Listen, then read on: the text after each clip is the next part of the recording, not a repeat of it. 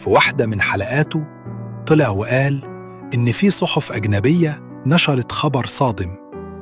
قال إن لعيبة منتخب مصر وقت بطولة أفريقيا كان معاهم بنات في الفندق.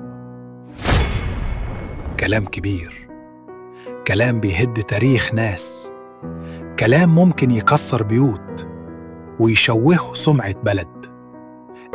الله يا ابني ما تروحوا تشوفوا، ما تتشطروا على الناس دول جوه افريقيا وتقول لهم الخبر ده جايبينه منين؟ انت حضرتك بتحب البلد اكتر مننا، احنا بندافع عن بلدنا واحنا كمان بندافع عن بلدنا. الموضوع انتشر بسرعة الصاروخ، وساعتها كابتن أحمد حسن ما قدرش يسكت.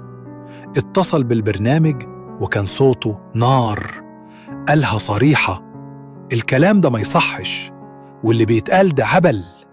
انتوا بتتكلموا عن رجالة عندهم أهل، عندهم أطفال، هيرجعوا يسألوهم بابا عمل إيه؟ كفاية تشويه.